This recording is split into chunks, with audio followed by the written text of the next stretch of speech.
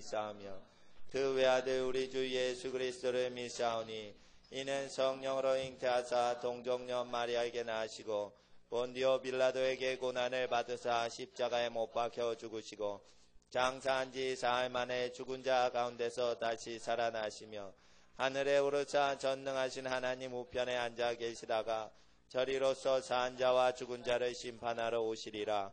성령을 믿사오며 거룩한 공회와 성도가 서로 교통하는 것과 죄를 사하여 주시는 것과 몸이 다시 사는 것과 영원히 사는 것을 믿사옵나이다. 아멘. 할렐루야. 좌우에 계신 분께 하나님께서 함께 하십니다. 이렇게 서로 인사해 주시기 바랍니다. 하나님께서 함께 하십니다. 할렐루야. 주님을 찬양합니다. 이 시간 하나님의 말씀은 마가복음 7장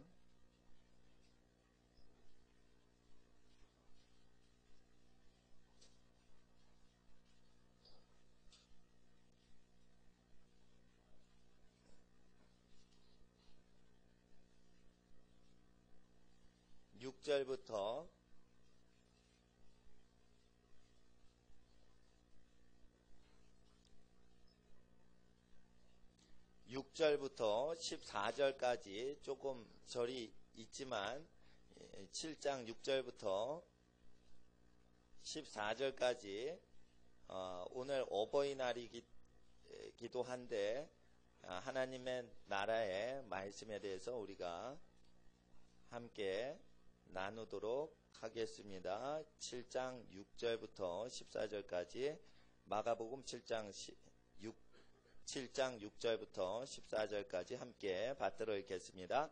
가라사대 이사야가 너희 외식하는 자에 대하여 잘 예언하였도다. 기록하였으되 이 백성이 입술로는 나를 존경하되 마음은 내게서 멀도다. 사람의 계명으로 교훈을 삼아 가르치니 나를 헛되이 경배하는도다 하였느니라. 너희가 하나님의 계명을 버리고 사람의 유전을 지키느니라. 또 가라사대 너희가 너희 유전을 지키려고 하나님의 계명을 잘 저버리는도다. 모세는 내 부모를 공경하라 하고 또 아비나 어미를 회방하는 자는 반드시 죽으리라 하였거늘 너희는 가로되 사람이 아비에게나 어미에게나 말하기를 내가 드려 유익하게 할 것이 고르반 곧 하나님께 드림이 되었다고 하기만 하면 그만이라 하고 제 아비와 어미에게 다시 아무 것이라도 하여 드리기를 허하지 아니하여 너희의 전한 유전으로 하나님의 말씀을 배하며 또 이 같은 일을 많이 행하느니라 하시고 무리를 다시 불러 이르시되 너희는 다 내 말을 듣고 깨달으라. 아멘.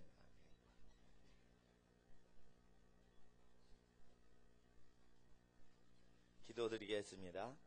거룩하신 진리의 하나님, 이 시간 아버지 하나님께서 온 땅을 지시되 우리의 모든 본성에 하나님의 말씀을 심으셨으므로 기록된 성경이 존재하지 않던 옛적 시절에도 하나님의 말씀은 인간의 본성 가운데 심기어졌고 인간의 본성 가운데 10가지 계명이 나타났나이다. 아버지 하나님께서 오늘 기록된 말씀을 통하여 우리의 존재 속에 감추어져 있는 하나님의 계명의 말씀이 또한 기록된 말씀으로 때가 참에 예수 그리스도 주님의 말씀으로 나타나셨고 옛적 선지자를 통하여 예전부터 있었으나 우리가 깨닫지 못하던 때에 선지자들이 나타나 인간의 본성에 있는 하나님의 말씀을 다시 외부에서 증거하셨으니 곧 우리의 본성 안에 있는 말씀인 것을 고백합니다. 아버지 하나님의 계명은 창조의 말씀이므로 계명을 순종하는 자에게 하나님께서 범사가 잘 되도록 하신 것은 모든 사람의 영혼이 하나님의 계명으로 원래 부르심을 받고 창조되고 지음받았기 때문입니다. 아버지 하나님, 성경이 존재하기 전에도 우리의 모든 본성 속에 만물의 본성 가운데 존재하던 하나님의 말씀이 다시 신약 성경에 기록되었으니 이 말씀 구주께서 친히 증거하셨사오니 구주 예수님의 말씀을 읽고 듣고 우리가 깨닫도록 거룩하신 성령 하나님 말하거나 듣는 모든 영혼들에게 함께 하시고 그 모든 영혼이 잘된과 같이 범사가 잘되고 강건토록 모든 집안 축복하여 주시옵소서. 아버지 하나님께서는 가정의 복을 누리게 하심으로 만물이 복되게 하시고 만물을 하나님의 뜻으로 복을 주셨나이다. 주여, 이 말씀으로 모든 집안의 저주가 뿌리 뽑히게 하시고 모든 저주의 자풀들이 불타 없어지게 하시며 하나님 앞에 거룩하고 존귀한 집안으로 든든히 세움 얻게 하사 만물 가운데 썩어지고 저주 가운데 죽어가는 모든 사람들과 가정들과 집안들을 구원하는 하나님의 빛이 되는 집안 되게 하옵소서. 언덕 위에 있는 마을과 집을 세상이 감출 수가 없듯이 이 말씀 가운데 빛나는 모든 집안마다 세상 언덕 위에 높은 지방같이 주님이 높이신다고 하셨고 감출 수 없다 하신 말씀처럼 이 말씀 품은 모든 집안마다 세상 위에 높이 들려 어두운 가운데 빛을 발하는 마을 되게 하옵소서. 거룩하신 우리 주 예수님의 이름으로 성령님 의지하며 진리의 이름 예수님의 이름으로 창조주 하나님께 기도드리옵나이다. 아멘. 오늘 하나님의 말씀은 익히 다 아는 말씀이요, 기독교의 계명을 공부하지 않더라도 사람 윤리나 여러가지 종교에서도 빠지지 않고 나오는 말씀이 내 부모를 공경하라 라는 것입니다. 그런데 오늘은 상식적인 선을 넘어서 이 부모 공경이 어떠한 초자연적인 능력을 동반하는지 이사야서를 통해서 우리가 그 언약이 어떻게 나타나는지, 그리고 넓게는 이 모든 지혜와 축복과 모든 재물의 부요가 어떻게 부모 공경을 통해 이루어지는지 상식적인 선을 넘어서 좀 더 깊이 살펴보고, 그리고 부모 공경을 섬기는 모든 믿는 자의 집마다 또한 감추어진 하나님의 축복을 항상 기대하고 하나님의 성취를 믿음으로 바라보는 복된 집안 되시도록 이 시간 기록된 말씀을 살펴보겠습니다. 부모 계명에 대한 비밀은 굉장히 깊이 우물을 팔수록 더 많은 비밀들이 나오는 계명입니다. 주일 오전 예배 갖고 이걸 다 다룰 수 없을지도 모르겠습니다. 지금껏 가르치지 않았던 내용을 공부할 수도 있습니다. 그러나 기록된 말씀 안에서만 우리가 찾을 때 모든 언약들이 하나님의 은혜로 집안에 내리게 됩니다. 먼저 예수님께서 이사야 선지자의 말을 통해서 이 말씀을 언급하시도록 예수님의 입을 하나님이 사용하셨습니다. 그러면 우리가 이 부모 공경의 계명에 대한 비밀을 열기 위해선 예수님이 이사야 선지자를 건드렸기 때문에 예수님하고 똑같이 우리가 이사야 선지자를 글을 열어봐야겠습니다. 이사야 29장을 보겠습니다. 예수님의 말씀에는 출애굽기의 계명, 출애굽기 계명도 인용을 하셨고 이사야 선지서도 인용을 하셨는데 시간이 되면 다 살펴보고 그 속에 숨겨있는 어떤 비밀들에 대해서 우리가 보겠습니다. 재미난 것은 사업을 열심히 하고 일을 열심히 하라라고 되어 있지 않습니다. 6일 동안 내 일을 열심히 하라라는 것은 하나님을 가장 사랑하는 일만 하고 다른 사람을 사랑하기 위해서만 활동하라는 명령으로 6일 일하라는 것입니다. 그러니까 자기를 위해서, 자기 성공을 위해서, 자기 생업을 위해서 일을 해서는 안 된다는 것이 6일 계명입니다. 그래서 부자가 되는 것을 믿음으로 살라는 것입니다. 그래서 이것은 믿음이 있는 자만 행할 수 있습니다. 그래서 6일 동안 자기를 위해서 절대 일하면 안 됩니다. 하나님을 위해서 일해야 됩니다. 가장 위해서 일해야 됩니다. 그래서 어떻게 합니까? 죄 지으면 안 됩니다. 죄 짓지 않고 살아가는 것입니다. 이게 하나님을 가장 사랑하는 방법인 것입니다. 두 번째는 다른 사람을 위해서만 6일 동안 힘써 일하라는 것입니다. 그리고 주일날은 하나님을 가장 사랑하고 다른 사람을 사랑해서 아무 일도 하지 말라라는 것입니다. 그리고 오직 하나님을 경외하면 거룩히 하루를 바치라고 했습니다. 그래서 주일에는 여러 가지 일도 하지 않습니다. 교회 일도 없애버립니다. 요리 솜씨가 좋으신 집사님들이 계신데 요리 솜씨가 좋으셔도 주일날은 요리를 못하게 주방을 없애버렸습니다. 왜냐? 기도를 하시는 날이기 때문입니다. 예. 그래서 기도를 하시는 것은 계명을 지키기 위해서 우리가 기도합니다. 교회 행사도 다 없애버립니다. 교회 행사를 하면 많은 이웃을 초대할 수 있습니다. 이웃 초대해서 교회를 확장시키는 것도 스톱합니다. 주님이 명하신 계명을 꼭 지키면서 우리는 살아야 됩니다. 주님이 이걸 명하셨습니다. 이사야서 29장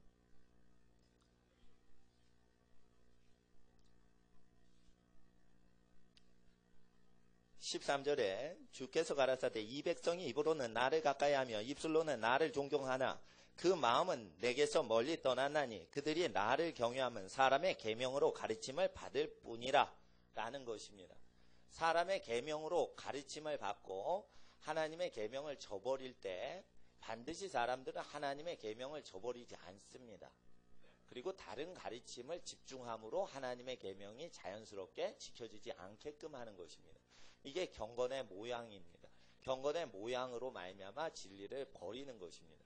그래서 차선책을 동원해서 최선책을 버리는 것입니다. 그래서 에듀케이션이 하나님의 말씀보다 앞서면 어떤 저주가 일어나는지 나타나는 것입니다. 교회에서 여러 가지 다른 교훈을 기록된 말씀 가르치는 것보다 더 앞세우면 어떤 저주가 일어나는지 나타내는 것입니다. 그것은 초자연적으로 깨닫는 능력이 썩어 없어진다는 것입니다. 인간은 창조될 때 하나님의 형상으로 배우지 않아도 교육기관이 없어도 스스로 아는 현상들이 있었습니다. 욥기 끝에 하나님이 나타나십니다. 배우지 않은 것들을 산 염소가 새끼를 치는 거에 대해서 묻습니다. 산 속에 사는 염소나 짐승들에 대해서 배우지 않은 걸 알아야만 됩니다. 묻습니다. 자연 만물에 대해서 묻습니다. 타락 전에 아담은 알았건만 욥은 알질 못합니다. 그래서 욥은 교육을 받아야 비로소 아는 존재인 것입니다. 하나님께서 계속 질문하실 때 욥이 깨닫기를 자신은 타락한 존재라는 것을 고백합니다. 아무리 착한 일을 해도 창조 때에 우리에게 원래 심어져 있는 하나님이 깨닫게 하는 능력이 사라진 것을 욥에게 검사해 주시려고 여러 가지 것을 착한 일만 하고 살아가는 욥에게 질문하시는 것입니다. 그래서 아무리 착한 일을 하더라도 타락 이전에 창세 때의 초자연적인 거룩의 능력이 없음을 아는 것입니다. 그래서 원래 지음받을 때의 형상으로 살아가는 게 아니라는 것을 체험시켜 주셨습니다. 그런데 그리스도 안에서 이게 회복되도록 하는데 마지막 날에 부활할 때는 이게 완전히 창세 때 지음받을 때 거룩한 하나님의 기능들이 회복이 됩니다.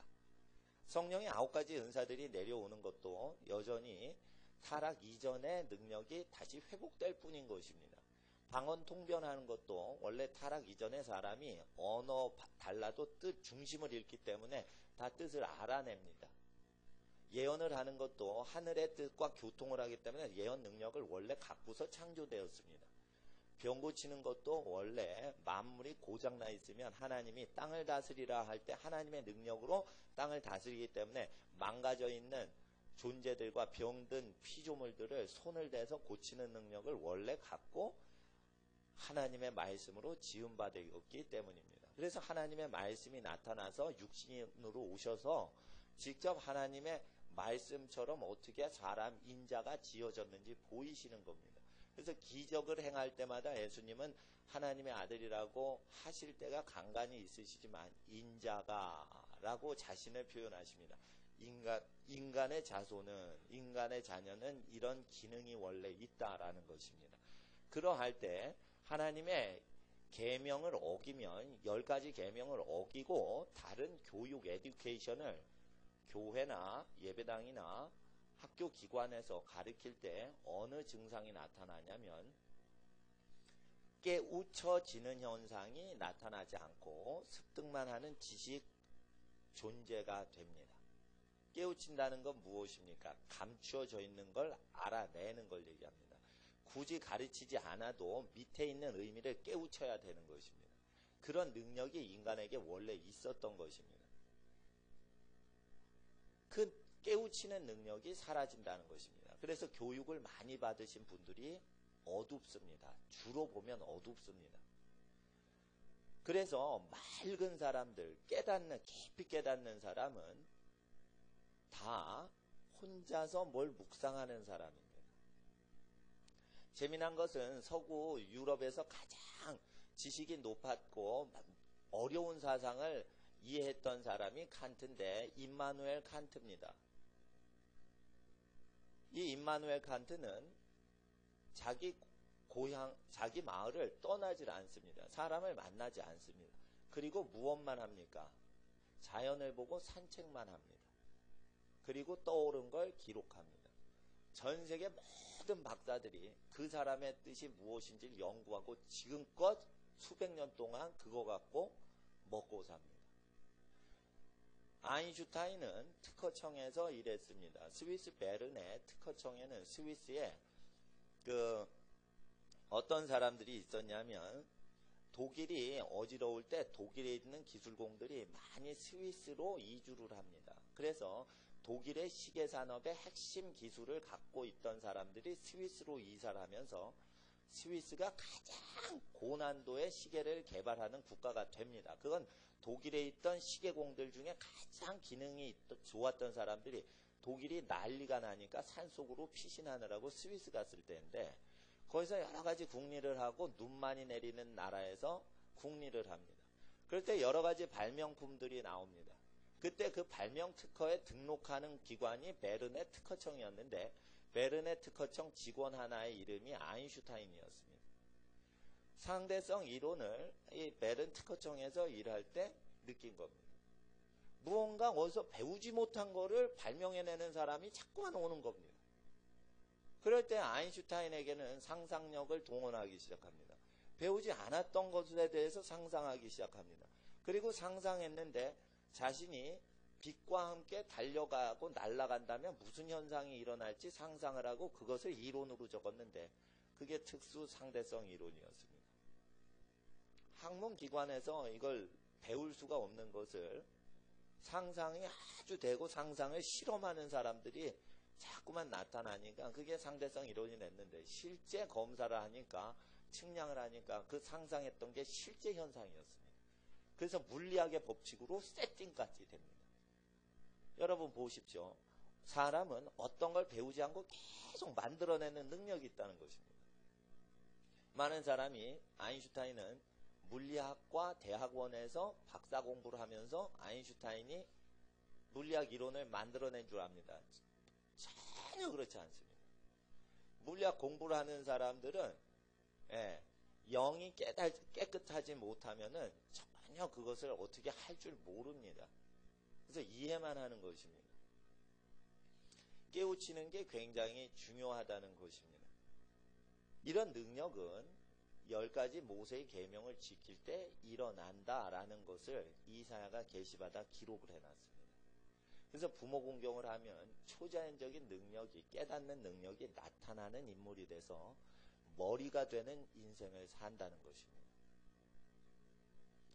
그래서 우리는 이 계명을 근데 중요한 계명 중에 하나가 부모 공경인데 오늘은 부모 공경을 통해 익숙하지 않은 현상들이 파생되는 것에 대해서 약속 기록된 내용을 파내보면서 한번 연구를 하겠습니다. 저는 이 말씀이 깨우쳐지면 그대로 선포하고 그대로 행동할 때 이적들이 항상 일어났습니다. 그냥 길거리에서 종로에서 전도할 때 전도만 해서 안 되겠고 병든 자가 나아야겠습니다. 그래서 기록된 말씀에 병든 자를 치유하는 말씀을 붙들 때 치유의 은사를 처음 체험하게 됐습니다. 그게 10여 년 전입니다. 20여 년 전에는 치유 사역을 한 적이 없습니다. 그런데 기록된 말씀을 캐보니 그 말씀이 현실 사건이 막 됩니다. 오늘은 또한 부모 공경의 계명을 통하여 각 집에 어떤 신비로운 존재들이 잉태되고 자손들이 번성하게 되는지 우리가 한번 보겠습니다. 10절을 보십시오. 14절을 보십시오. 13절은 제가 읽었습니다. 14절만 읽겠습니다. 시작.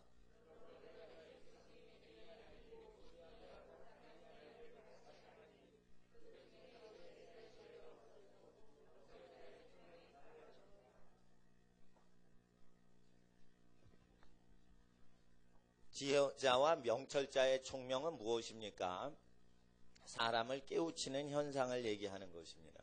이것이 사라집니다. 무엇을 하면요? 사람의 가르침을 계속 받으면. 그래서 현상을 제가 말씀드릴게요. 계속 교육받은 사람은요, 가르치기 싫어하고요, 계속 공부하려고 그래요. 그래서 박사학위 받아도요, 포스트 닥터 과정을 또 받습니다. 왜 그래요? 공부 중독증에 걸린 거예요. 그러니까 인풋하는 것밖에 몰라요. 무언가 새로운 게 나오질 못해요. 계속 배운 것으로 해야 됩니다. 그래서 책이 나와도요, 짜집기를 해서 논문을 다 씁니다, 지금. 부총리 했던 어떤 인물에 대해서 논문을 짜집기 해가지고 부총리를 못하게끔 야당에서 밀어붙여가지고 그 임명이 못되게 국회에서 그렇게 일을 했는데, 사실 학자들마다 남의 책 보고 공부해서 그걸 조합해서 논문을 거의 다 냅니다. 제가 학위를 지도 받을 때도 그랬고, 미국 가서도 그렇게 미국 박사님들이 그렇게 가르쳐 줬습니다. 그럴 때 지적 소유권에 걸리지 않도록 표현을 바꾸라고 미국에서 그렇게 가르쳐 주셨어요. 표현 방법, 내용은 똑같아도 표현만 살짝 바꾸라는 거예요. 그대로 베끼면은 법에 걸리니까 표현을 살짝 바꾸라는 것입니다. 그래서 각주가, 미주나 각주가요, 아주 수두룩 많이 붙습니다. 자기 지식은 하나도 없습니다. 그러면은 박사학위를 인정해 줍니다. 그러니까 문서가 없이는 아무것도 나타내지 못합니다. 책을 쓴다 이러면은 무엇을 인용하지 않고 그냥 책을 쓰신 분이 있었습니다. 박사학위 과정에서 교수님 한 분이 어디서 배웠냐 학생이 물었습니다. 미국 박사학위 과정 목사님이, 그 미국 목사님인데 그분이 박사학위 공부하면서 물었습니다. 교수님이 말하기를, 제가 이건 연구한 겁니다. 배운 게 아닙니다. 그랬더니 감탄을 합니다. 배우지 않고 어떻게 이런 걸 아나? 그게 학계에서는 신비스러운 겁니다. 특별히 합리주의 사고방식이 많은 미국에서는 더 신비로운 것입니다. 그래서 예언사역을 하면 미국 사람들이 그 자리에서 엎드려진다는 것입니다. 초자연적인 신유사역이 나타나면 하나님 앞에 바로 엎드립니다. 배우지 않고 연습하지 않은 어떤 것이 나타나면 놀랍니다. 그런데 이런 것들은 교육을 하나님의 말씀 대신 대체할 때 일어난다는 것입니다. 사람이 영적으로 깨닫는 능력이 사라지는 현상들은 하나님의 말씀보다 교육을 앞세울 때 일어난다는 것입니다. 부모 공경을 하라고 했는데 사람들이 우리가 부모님께 드릴 것이 하나님께 드리면 된다 하고 고르반하고 아무것도 안 드리고 하나님께 드린 것으로 부모 공경한 것으로 간주를 합니다. 그럴 때 하나님의 계명은 어기고 종교활동적인 지식으로, 종교활동의 이론, 종교교리로 하나님의 말씀을 대체합니다. 그럴 때 종교교리를 따르거나 종교적인 문화행사를 하나님의 계명과 대체를 시키는 자에겐 깨닫는 현상이 사라지는 것입니다. 그래서 그러므로 총명이 없어지고 그러므로 지혜가 없어진다 했습니다. 그래서 예수님께서 이 말씀을 하시고 다시 얘기하시는데 깨달으라. 이 얘기를 마가복음 끝에 14절에 우리 맨 읽었던 오늘 본문 끝절의 말씀을 왜 이걸 깨달으라 하실까요? 부모 공경에 대해서 얘기하시고 왜 무지하게 되고 다른 가르침을 가르치면서 그걸 깨달으라 할까요? 깨우치는 현상은 부모 공경하지 않으면 사라지기 때문입니다. 그래서 교회 봉사 열심히 하면서 자기 부모님 섬기지 않는 사람은 하나님이 직접 대화를 하지 않는 존재가 됩니다. 그래서 제가 교회 청소를 하시는 분한테 제가 부탁을 하는 것입니다.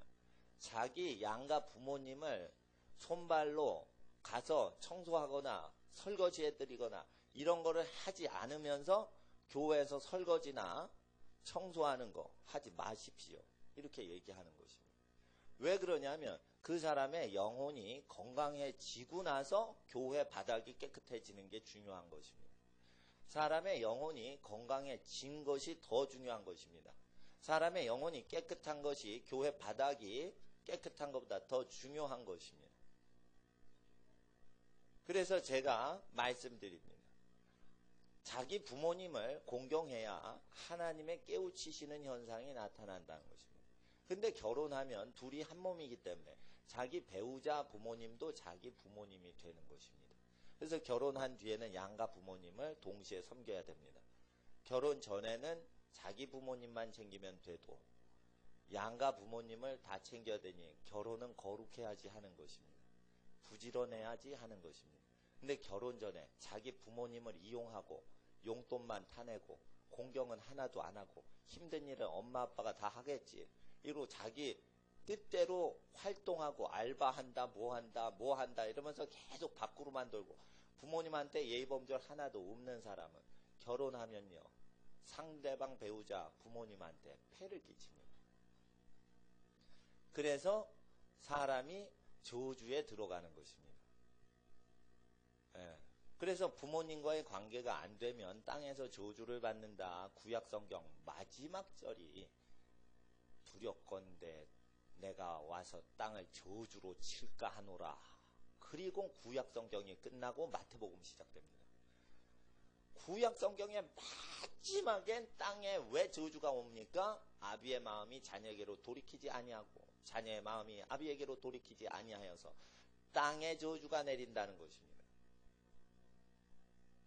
교인의 마음이 교인에게로 돌이키지 아니하여서가 아니라 집안 식구 중에서 특별히 부모와 자식 세대의 간격이 벌어짐으로 말미암아 땅에 저주가 내린다는 것입니다.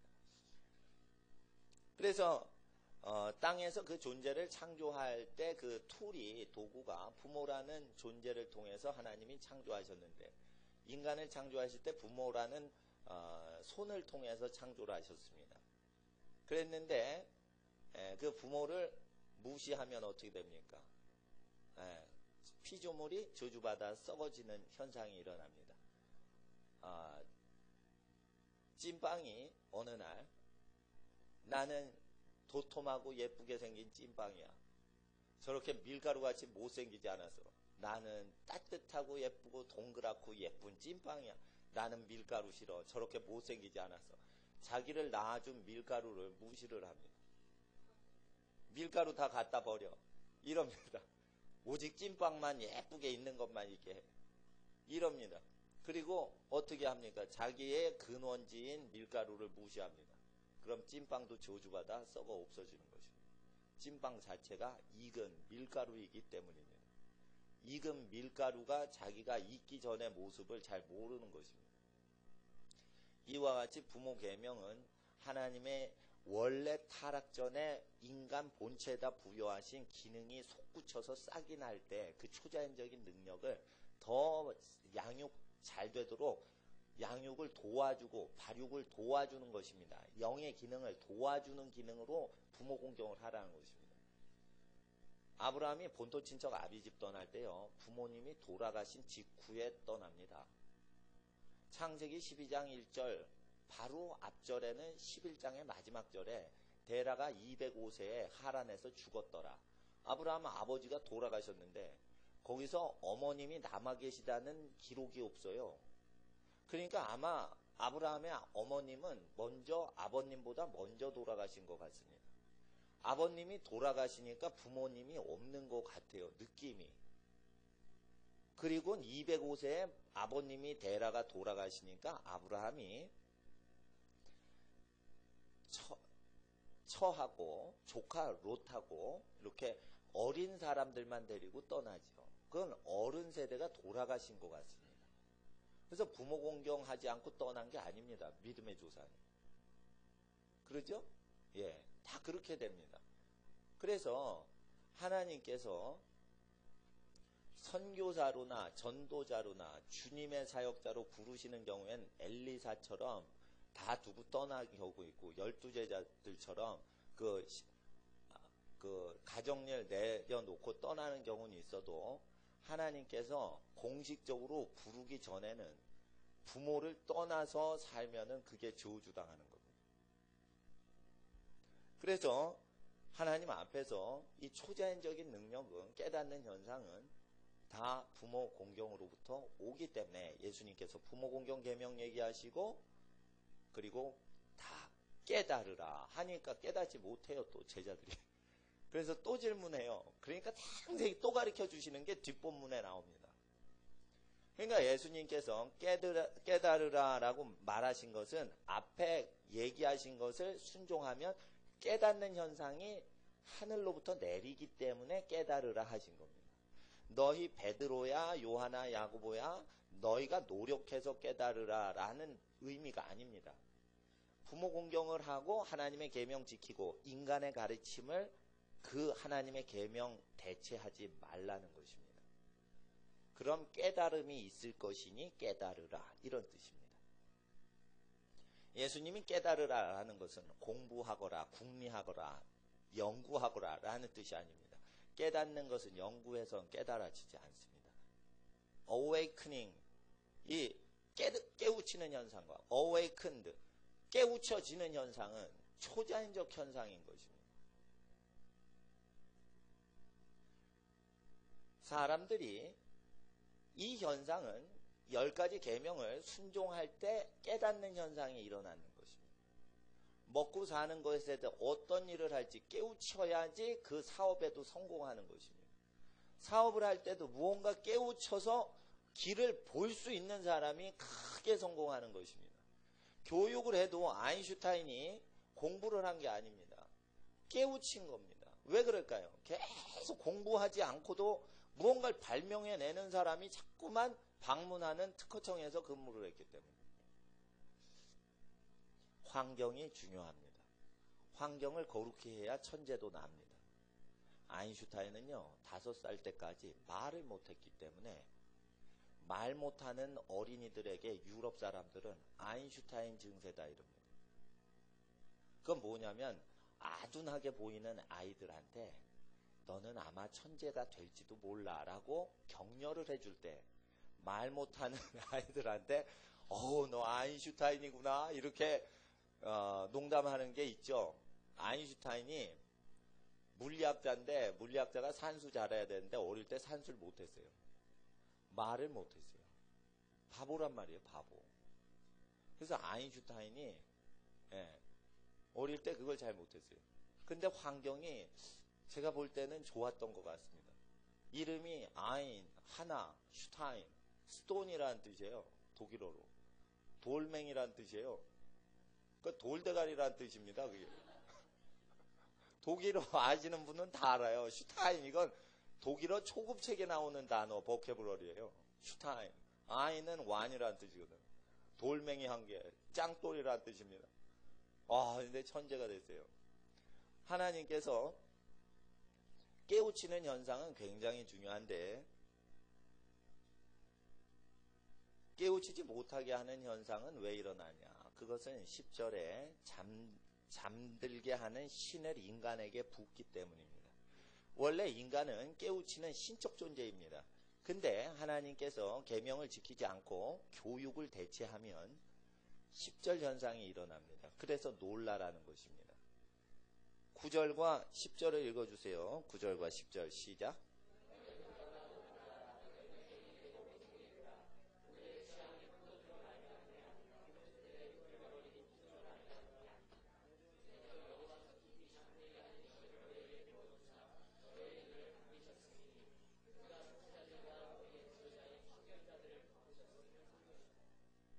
그래서 선지자나 선견자들을 전부 바보로 만들어버립니다. 인간은 원래 하나님의 형상으로 만들어져서 깨닫는 현상이 있는데 이 깨닫는 현상이 선지자요, 선견자입니다. 이 모든 현상이 다 덮이는 현상이 일어납니다. 왜 그럴까요? 교육을 열심히 하되 하나님의 계명보다 교육을 열심히 하기 때문입니다. 계명을 지켜야 됩니다. 예수님이 안식일에 병 고쳐주시고 귀신 쫓아주시고 안식을 못하기 때문에 쉴 수 있도록 도와주시느라고 안식일을 지키고 계신 건데 안식일의 주인이 인자인데 사람 중심으로 생각을 안 하고 사역 중심으로 생각하는 바리새인과 서기관들이 예수님을 대적합니다. 그래서 어떻게 돼요? 계명을 어기는 것입니다. 안식일에 아무 일도 하지 않는데 안식을 하지 못하도록 방해를 하는 것입니다. 그래서 어떻게 해요? 덮이는 것입니다. 주일날 여러 가지를 해야 된다고 생각합니다. 그래서 스케줄을 교회가 짭니다.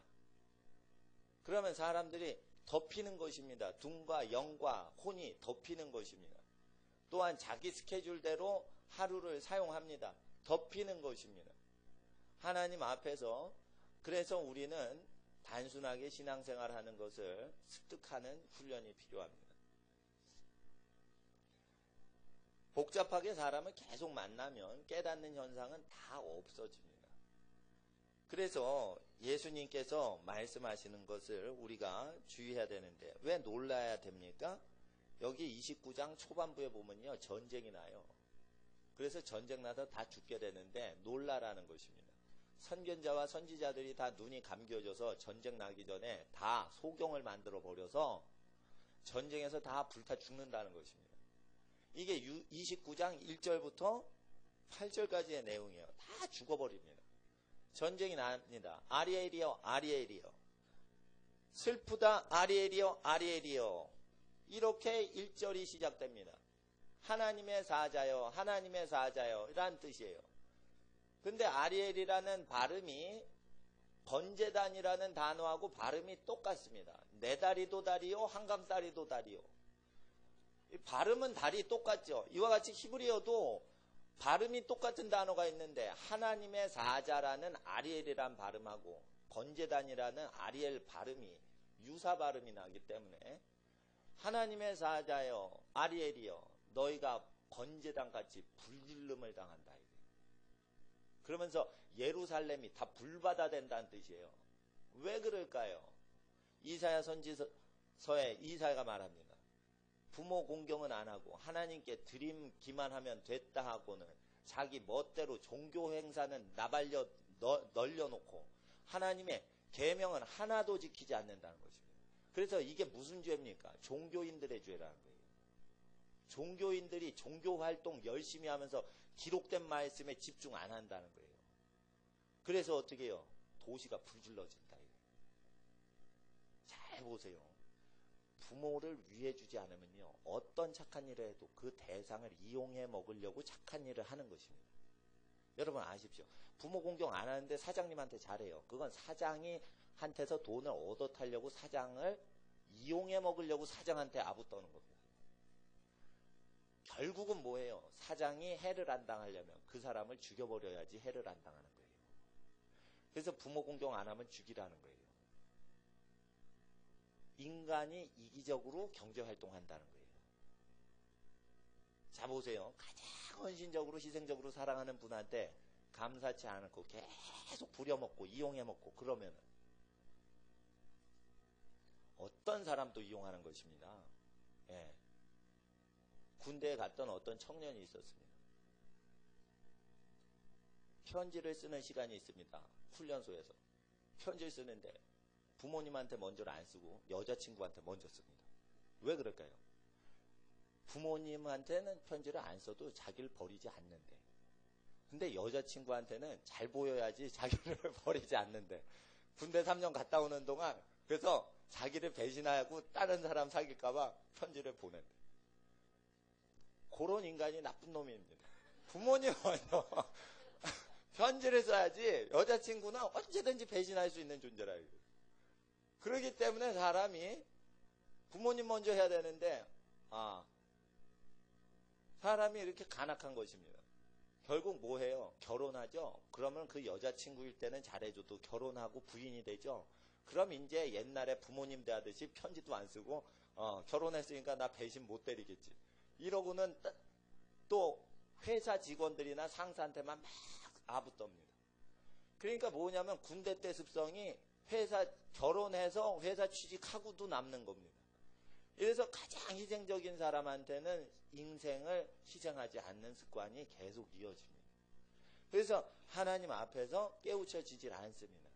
그래서 깨우쳐야 되는 현상인 예배당에 절대 안 옵니다. 그래서 말씀을 조금 전하는 예배당만 찾아 돌아다닙니다. 이런 사람들이 청년 중에 많이 있습니다. 10가지 계명을 지키지 않으면 저주가 내린다. 예수님이 얘기하셨습니다. 그런데 어느 자유주의 신학을 가리키는 서울시내 신학대학 다니는 청년이 예수의 말씀은 아무도 못 지킨다고 들었습니다. 나는 예수의 말씀을 안 지키더라도 천국 가는 것이 복음이라고 생각하는데 왜 예수의 말씀을 따라야 되며 왜 예수님이 강조하신 10가지 계명을 지켜야 천국 간다는 것입니까? 이런 논조로 항의를 합니다. 몇 주 나오다가 우리 교회 안 나옵니다. 하나님 말씀을 싫어하는 겁니다. 이 교회 싫어하는 거는 상관없는 거예요.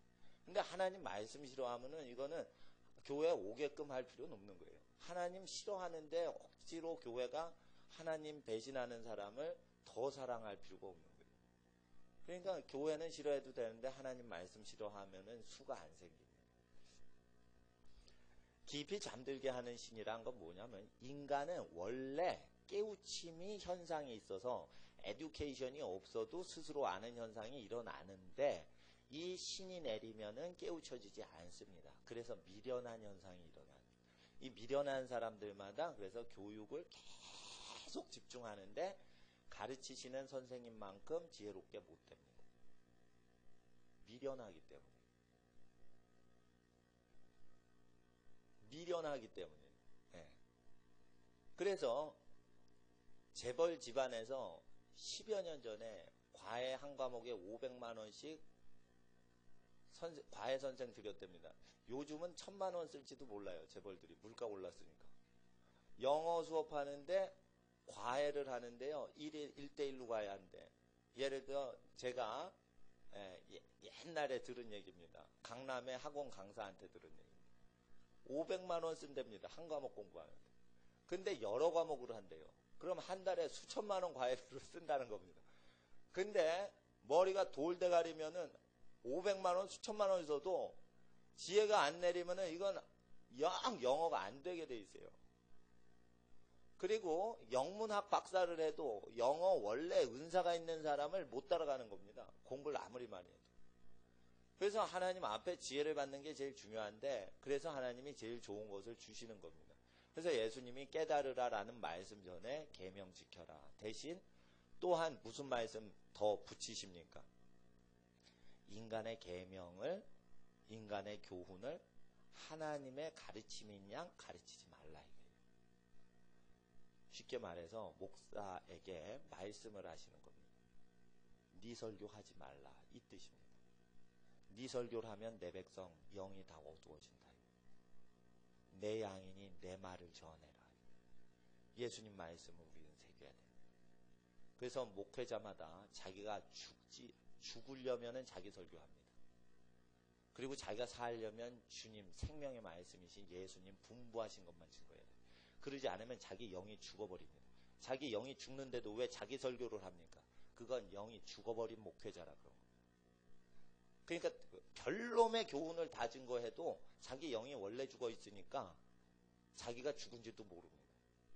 깨우침이 없습니다. 계속 공부를 합니다. 5일 연구를 해서 2시간 겨우 가르칩니다. 이게 가르치는 게 힘들다는 거예요. 그래서 5일을 연구해가지고 1시간 반 가르치고 땡이에요. 그러니까 목회자 할 때 설교 준비하는 게 무지무지 어렵다는 겁니다. 이거. 설교 준비하지 말라는 겁니다. 하나님께서. 기록된 말씀대로 하지 않으면 듣는 사람을 해롭게 한다는 것입니다.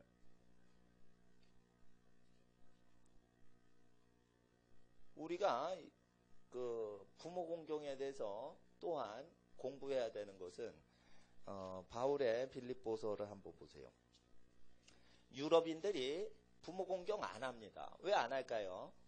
예수 믿는다 고백만 하면 부모 공경 율법의 계명은 폐한 거라 율법의 계명은 지키지 않도록 하기 위해서 예수가 우리를 위해 죽었으니 10계명을 왜 지키냐 이런 식으로 나오죠. 그러니까 유럽 기독교인들이 이슬람 사람보다 부모 공경을 안 하죠. 왜 그럴까요? 예수의 말씀은 지킬 필요가 없다라고 하고 지네 마음대로 기독교인이라고 하는 겁니다. 그러면서 그들이 의지하는 것은 빌립보서 3장을 잘못 해석하면서 우리는 빌립보서가 복음인 줄 안다 이러면서 항변을 하고 이상한 소리를 합니다. 그래서 유럽인들의 사고방식을 통해 유럽인들이 어떻게 짐승같이 변하는지를 보겠습니다. 성경을 잘못 풀면 성경을 믿지 않는 것만큼 짐승화됩니다. 성경을 잘못 풀면 성경을 모르는 것보다 더 재앙을 받습니다. 유럽의 기독교를 따라가면 안 되기 때문에 유럽 신학이 가르쳐지는 신학교를 다니실 필요가 없다는 겁니다. 복음서만 믿고 복음서대로 행동하다가 표적과 기사가 나오고 자기의 모든 물질을 가난한 자에게 나눠줄 때 평화와 기쁨이 누려지는 사람들이 나타나면 사역을 하시면 됩니다. 초자연적 능력이 있죠. 계시가 있죠. 선한 삶이 있죠. 가정이 안정되죠. 그러면은 사역해도 모든 사람이 그 사람을 하나님이 기름 부었다 느낄 것입니다. 그 전까지는 자기를 키우는 데 힘쓰시고 사역하는 데 힘을 쓰지 마세요. 교회를 세워봤자 교회를 의지해서 살아가면 교회가 사람을 타락시킵니다. 우리 자신을 예수님 닮도록만 만드는 것이 사역인 것입니다. 예, 무슨 기관을 세우려고 노력도 마시고 우리가 예수 닮으려고 노력만 하시면 됩니다. 우리가 예수님을 닮을수록 집안은 복을 받습니다. 예수님은 부모 공경하라고 명령하셨습니다. 빌립보서를 보시면요.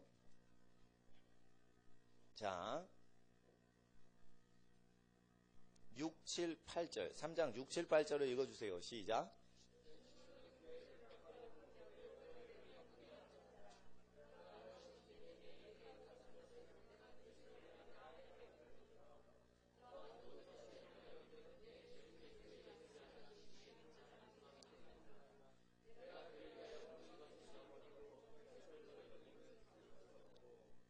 예, 배설물이 여기 율법이라고 했습니다. 율법에 흠이 없죠. 6절에. 그런데 이 모든 것을 배설물로 버렸다. 이래가지고 이 율법을 몽땅 유럽의 기독교인은 배설물로 여겨야 돼서 이 율법의 계명들을 배설물로 여기자 이랬어요. 유럽 애들이.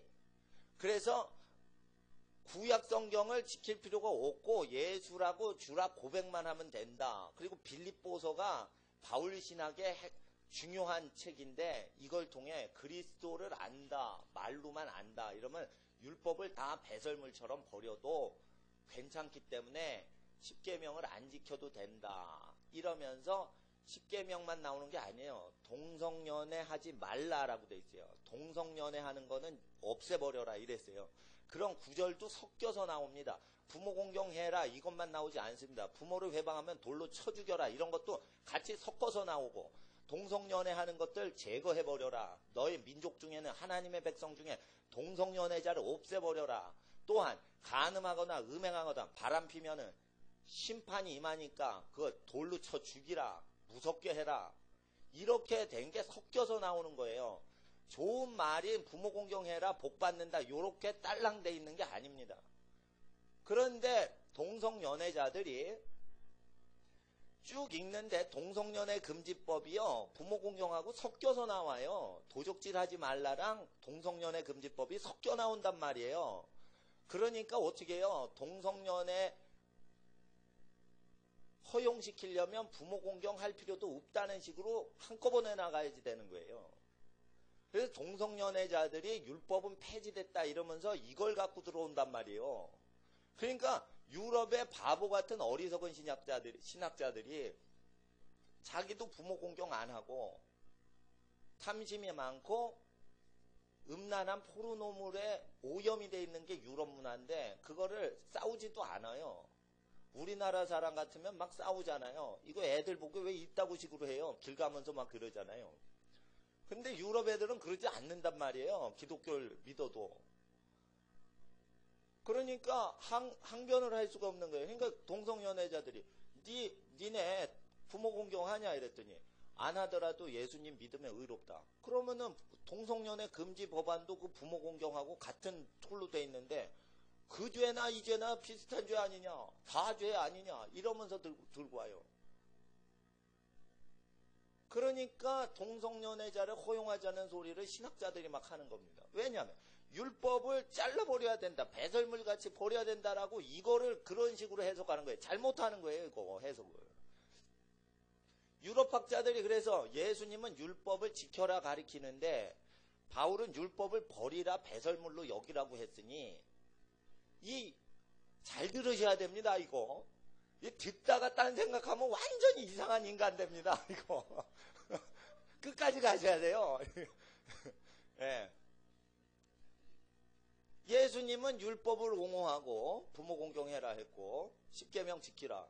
바울은 율법 전체는 배설물이라, 이런 식으로 느낌이 온단 말이에요. 그러니까 바울이 완전한 나중 기독교를 완성했다. 그러니까 예수 기독교는 요즘 기독교가 아니라 바울이 기독교를 완성했다. 이러면서 율법을 버려도 천당 간다. 그래서 영국 성공회에서 동성연애자가 성직자로 막 임명이 된단 말이에요, 지금. 예? 그렇게 된단 말이에요. 그러니까 뭐냐면 이게 종교 활동을 아무리 하고 예배당을 근사히 만들어도 마귀 자식들이 나오는데 왜 그러냐? 말씀을 잘못 해석하는 거예요. 베드로 후서 3장 15절, 16절, 17절에 바울의 글도 무식한 자들이 억지로 풀다가 스스로 멸망에 이르느니라. 이렇게 베드로가 죽기 전에 마지막 유언으로 마지막 서신서를 마지막 구절에 그렇게 기록하고 베드로가 유서 남기고 죽었습니다. 그럼 바울의 글을 얼만큼 잘못 풀길래 인류 멸망될 때, 불바다 될 때 바울 것을 함부로 푸는 현상이 일어나냐 이거예요. 바울 거를 함부로 푸는 이유는 죄를 허용하는 구절을 찾아내려고 색출하다가 이게 걸리니까 죄 못 짓게 하는 구절을 버려라, 배설물처럼. 그래서 죄 지어도 천당 간다라고, 죄 지어도 다 천당 가는 교리를 만들려고 요걸 집은 겁니다. 근데 요걸 앞절을 보셔야 돼요. 앞절. 2절을 보세요. 2절과 3절. 3장 2절 3절을 아셔야 돼요. 시작.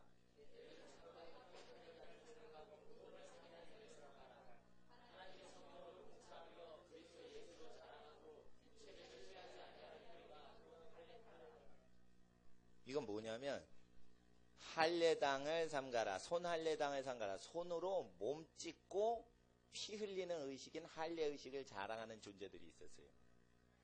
그럴 때 예수님이 살 찢고 피 흘리셨으니 할례 받아라 라고 안 하셨어요. 예수님이 살 찢고 피 흘리셨으니 인간 몸에다 살 찢고 피 흘리는 할례를 행할 필요가 없어요. 근데 자꾸만 정통 유대인이다 이러면서 할례를 자랑하는 거예요. 그래서 이방인한테 빌립보는 이방 지역이에요.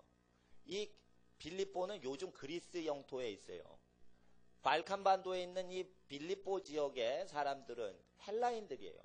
헬라인들은 할례 의식이 없는 민족이에요. 그 사람들한테 유대인의 할례 의식을 자랑하는 겁니다. 그럴 때 그런 걸 할 필요가 없다는 것입니다. 오직 예수님만 자랑하라는 것입니다. 그건 뭐예요? 예수님이 선포하신 설교만 자랑하라는 거예요. 예수님이 설교하신 것만 자랑하라는 거예요. 그리고 예수님이 언제 할례를 자랑하라 하셨냐 이거예요. 세례 받으라 라고 얘기는 하셨어요. 세례 안 받으신 분이 있으면은 성찬절에 세례식을 할 거예요. 신청을 하세요. 그러나 세례 명령은 하셨어도 할례 받으라 명령이 한 절도 없어요. 예수님 설교 중에. 그래서 할례를 자랑하는 것들을 배워버려라 이거예요. 손으로 무슨 육체의 행위를, 율법의 행위를 자랑한다 이거예요. 그래서 이 할례를 자랑스럽게 생각해서 바울은요 5절 보세요. 내가 8일 만에 할례를 받았다는 거예요. 예? 8일 만에. 그건 뭐냐면 태어날 때 할례 받았다는 거예요. 근데 이런 걸 내가 자랑하지 않고 예수님이 말씀하신 것만 자랑한다 이거예요. 그리고 예수님의 십자가를 자랑한다 이거예요. 그건 뭐냐? 할례를, 인간이 살찌고 피 흘리는 인간 의식을, 종교 의식을 자랑하지 않고 내 대신 예수님이 살찌고 피 흘리셨으니 예수님의 구속사역을 자랑한다는 거예요. 근데 왜 사람 몸에다 피 흘리는 의식을 자꾸만 종교의식적으로 시키냐 이거예요.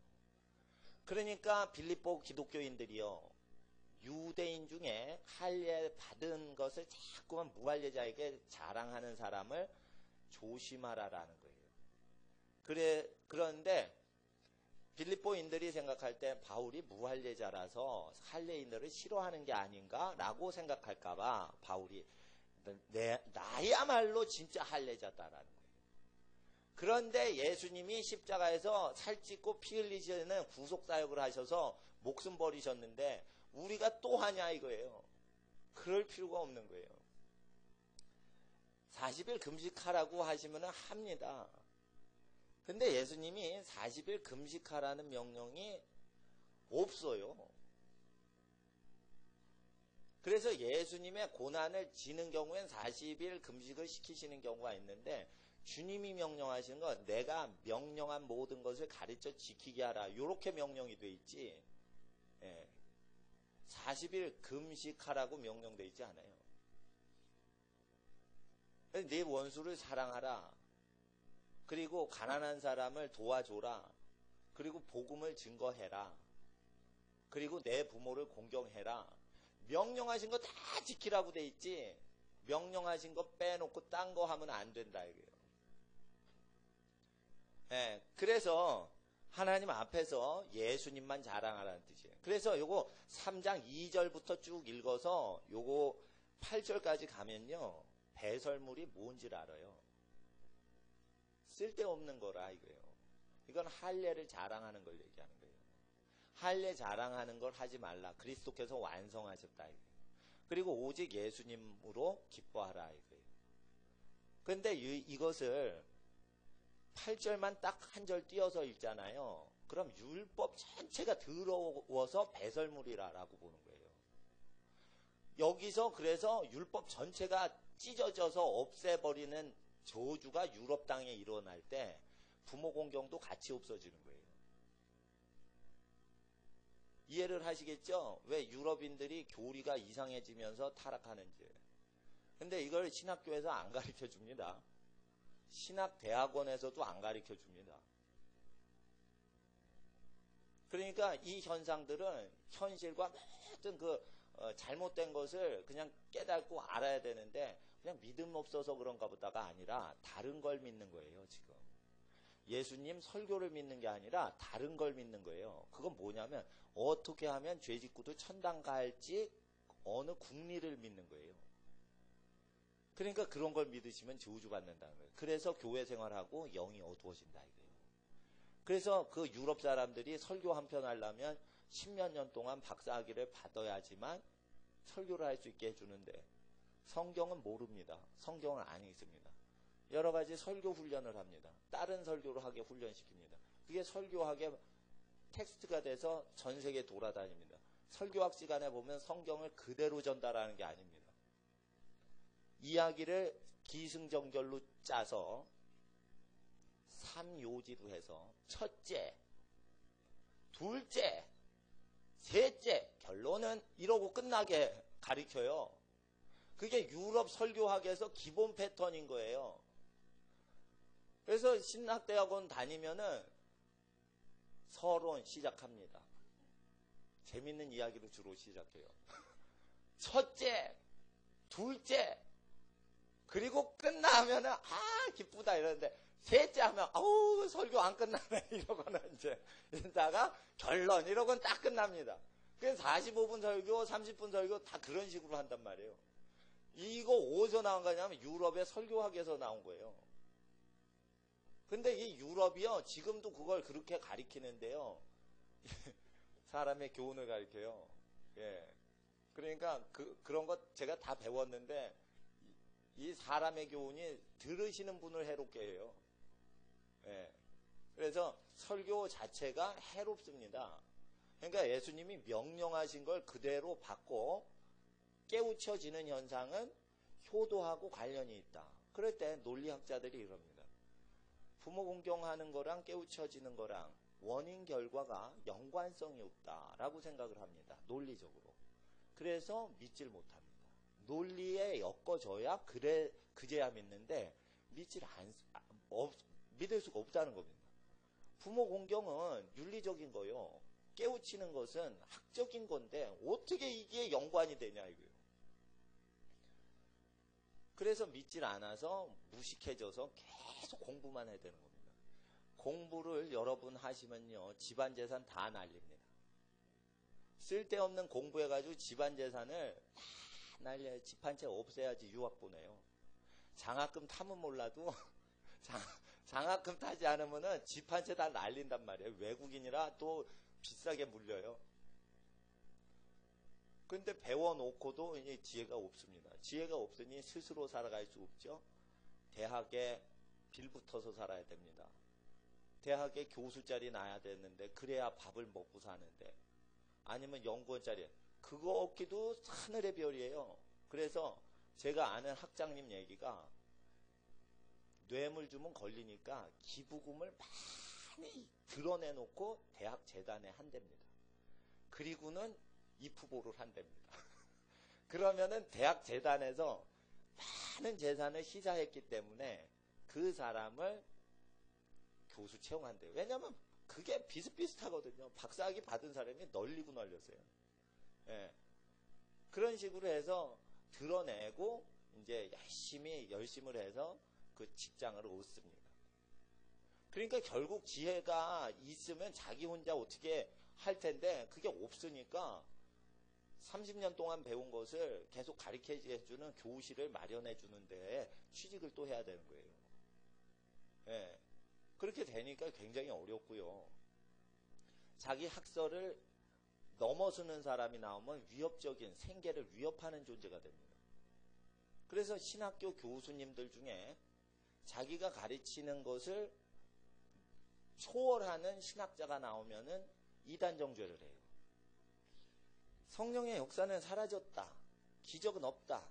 방언은 없어졌다. 이렇게 가리키다가 누가 방언을 하죠. 그럼 저거 이단입니다. 이럽니다. 신학자가. 왜 그럴까요? 밥그릇을 위협하기 때문에. 그러니까 모든 악의 근원은 경제 문제 때문에 오는 거예요. 그래서 사역을 할 때는 먹고 사는 거를 주님께 완전 의탁을 해야 되는 거예요. 예.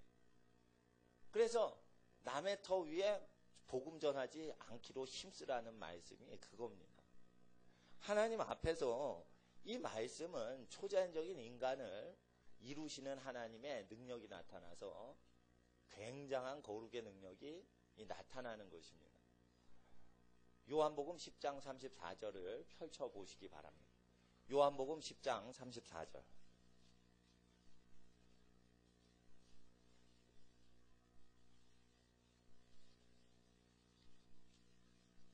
효도하면 선지자가 됩니다. 효도하면 자기 사업이 어떻게 될지 자기가 미리 합니다. 아리엘이여 불탄 성읍이여 이렇게 망하는 현상이 일어나지 않습니다. 왜 불타는 아리엘과 같은 번제단같이 불질러지는 그런 멸망이 올까요? 왜 쫄딱 망할까요? 그것은 부모 공경하라는 땅에서 첫 번째 되는 계명을 어겼기 때문입니다. 부모 공경 앞에는 뭐가 있어요? 안식일을 범하지 말라가 있죠. 안식일 범하면 부모 공경 안 합니다. 안식일은 왜 범해요? 이기적으로 일하는 이기심 때문에 하루를 못 쉬는 거예요. 남을 못 쉬게 하는 건 이기심 때문이에요. 남을 편하게 해주는 사람은 욕심이 없는 거예요. 그런 사람만 부모 공경 가능한 거고, 남을 막 들볶죠? 그런 사람은 부모 공경해도요, 부모가 이용 가치가 있으니까 공경하는 거예요. 남을 계속 들볶아내는 사람은 부모 공경을 해도 이용 가치가 있는 부모일 경우에만 공경하는 겁니다. 부모가 돈 없죠? 그러면 어떻게 해요? 버려요? 부모가 돈 있죠? 공경해요.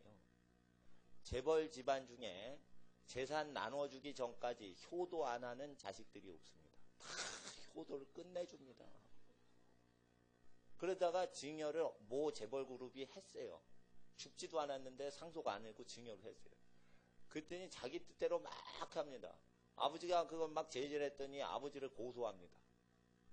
아버지가 재산 나눠줬더니 그 재산 갖고 딴짓 하려고 아버지를 고소해요. 법원에.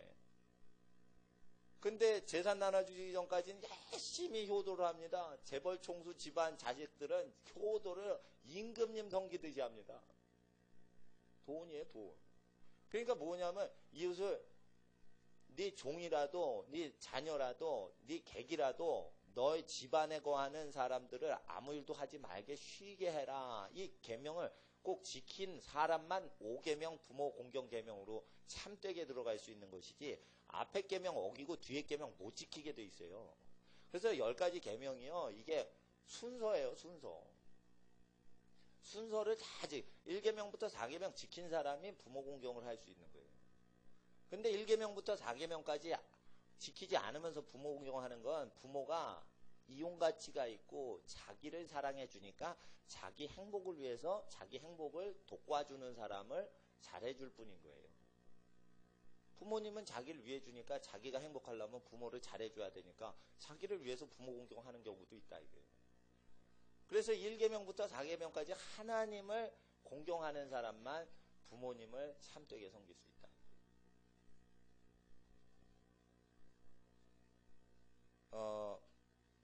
인류학자들은 부모 공경을 해야 인류가 존속할 수 있기 때문에 부모를 공경해야 된다. 생존법으로 부모를 공경하라고 그래요.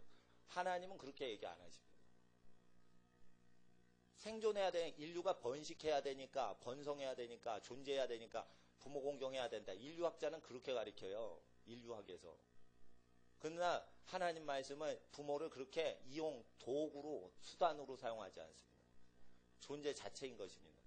부모님 위해서 그리고 가족 위해서 일하다가 과로사로 죽었다. 그러면 순교입니다. 왜냐? 계명을 지키다가 죽었으니까 순교입니다. 여러분 가족 위해서 고생하다가 죽을 만한 가치는 있는 거예요. 길거리 지나가는 거지 때문에 순교하는 사람도 있어요. 거룩한 사람들. 근데 가족을 위해서 순교한다. 이거는 좀 더 지당한 말씀일 수 있는 거예요. 가족을 위해서 순교를 못하는데 어떻게 선교지에 있는 아프리카 사람 위에 순교를 할 수가 있겠습니까? 그러니까 하나님 앞에서 이것이 예수님 닮는 훈련이라는 것입니다. 요번에는 어떤 저주가 내리는지 한번 반대로 또 보겠습니다.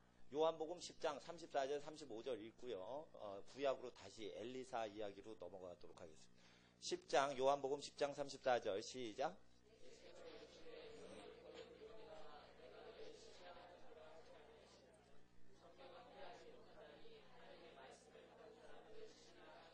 여기서 구약성경 인용하시죠.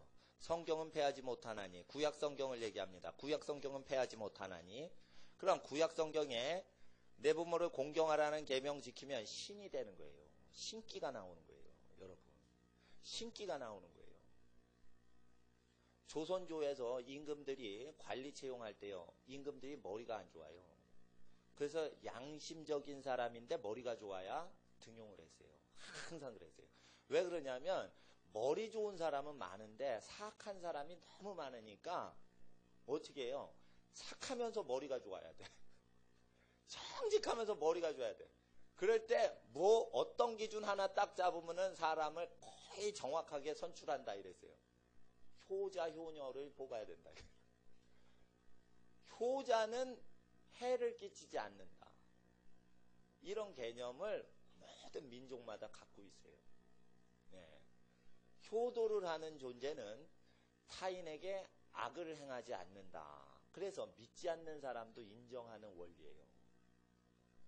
그럼 어느 정도냐 이거예요. 악마 숭배하고 용을 숭배하는데도 효도를 하면 인간관계, 하나님 관계는 깨졌어도 인간관계에 덕을 세운다 이거예요. 네. 그래서 하나님 앞에서 이것이 자연현상으로 나타나는데 구약은 패하지 못하나니 구약 계명 지키면 무엇이 된다? 신이 된다 이거예요. 여기 뭐냐면 네오스, 하나님이 됐다 이거예요. 하나님 현상이 나타난다 이거예요. 그래서 예수님께서 인간 에듀케이션 대신 하나님 말씀 가리키고 에듀케이션으로 예배당에서 하나님 말씀을 대체하지 말라. 바보 된다 이게 잠들게 하는 신을 하나님이 내리신다 이게 만물 중에. 그러면 어떻게 돼요? 공부해야 되는 거예요. 공부해야 되는 거예요. 예. 그냥 읽고 깨닫는 게 아니에요. 듣고 깨닫는 게 아니에요. 그래서 예수님이 계명을 얘기하시면서 깨달으라 말씀하신 거죠. 그리고 그 뒤에 사람의 입에서 나온 게 사람 더럽히나니, 이 얘기가 바로 마가복음 7장에 바로 나오죠. 그건 뭐예요? 앞에 부모 공경 얘기했죠? 그리고 딴 가르침 가르친다 이러고는 입에서 나오는 게 사람 더럽힌다는 건 쌍욕을 하는 게 사람 더럽힌다, 수다 떠는 게 더럽힌다, 이런 내용이 아니에요. 본문상 흐름이. 세련된 교훈이, 세련된 교육이 사람 영을 더럽혀서 깨닫는 신적 지혜가 내려오지 못하도록 인간 영의 초자연성을 더럽힌다 이게요. 여러분 그냥 읽으면요, 나쁜 욕지거리 하는 게 사람을 더럽힌다 이걸로 읽어요. 근데 본문에서는 하나님의 아들 예수께서 깨우치는 현상에 대해서 이야기하시는 이사야 선지서를 잡고서 이야기를 하시는 거예요. 예? 그리고는 부모 공경을 가리키고 깨달으라 이러면 이사야 선지서에 깨닫는 현상을 회복하라는 거예요. 그리고 입에서 나오는 게 사람 더럽게 한다는 건 이사야 선지서에 나오는 것과 예수님의 시대의 바리새인들이 가르쳤던 인간의 에듀케이션적인 어떤 내용들이 사람의 신적인 깨닫는 기능을 마비시킨다 이거예요. 그러니까 만약에 제가 제 설교를 준비해서 이렇게 하면 여러분은 깨우치는 하나님으로 직통으로 깨우치는 현상, 지혜로운 현상, 명철 현상, 이거는 사라지는 거예요. 없어지는 거예요. 퓨즈를 다 녹여버리는 거예요. 그럼 불 안 들어와요. 전구에. 퓨즈를 다 녹여버렸는데, 예? 예. 배전기판에 퓨즈를 다 녹여버려요. 그러면 전기가 통하지 않아요. 빛이 안 들어요. 하나님의 말씀은 빛과 같이 오는데 뭔가 녹여버린 거예요. 그러니까 거기에는 뜨거운 물질을 놓으면 안 되는데 퓨즈를 녹여버린 거예요. 그래서 하나님의 말씀이 오는 채널이 녹아지기도 한다 이거예요. 무엇으로? 하나님의 말씀을 습득해야 되는데 습득을 안 하고 인간 에듀케이션으로 계속하면 인간이 에듀케이션만 해요. 그리고 자기 밥벌이도 못한다니까. 그런 어린애예요 그게. 남을 부양할 능력이 없는 거예요. 그래서 어떻게 해요? 남의 종으로 들어가는 거예요. 그래서 어떻게 해요? 지혜가 없기 때문에 신분계급, 상정과 종이 생기는 거예요. 그래서 상정과 종이 생기는 신분관계 설정에 대해서는 신명기에 나와 있어요. 신명기 말씀을 지키면 머리가 되고 위에만 있는다 이랬어요. 그래서 출세를 위해서는 신명기하고 잠언서를 자꾸만 읽으셔야지 출세를 하게 돼 있어요. 근데 여기 기본은 모세의 율법을 뼈대로 해서 신명기나 잠언서가 있는 거지 하나님의 계명을 기준으로 해서 있는 겁니다. 요번엔 엘리사 이야기를 보겠어요. 어딜 보시냐면 열왕기 하 4장에 8절. 하루는 엘리사가 수넴에 이르렀더니 거기 한 귀한 여인이 저를 강권하여 음식을 먹게 한 고로 엘리사가 그곳을 지날 때마다 음식을 먹으러 그리로 들어갔더라. 여인이 그 남편에게 이르되 항상 우리에게로 지나는 이 사람은 하나님의 거룩한 사람인 줄 내가 아노니 우리가 저를 위하여 작은 방을 담 위에 짓고 침상과 책상과 의자와 촛대를 진설하사이다. 저가 우리에게 이르면 거기 유아리다 하였더라. 그래서 이렇게 선지자를 잘 섬겼더니 하나님께서 그 집에 자녀가 없는 집에 아기를 주셨어요. 아기가 태어났는데요. 16절 읽어주세요. 시작.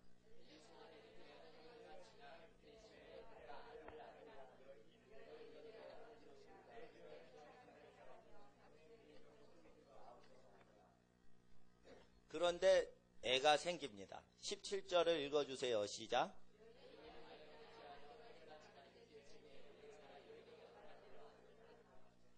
이 아이는요, 언약에 근거한 아이예요.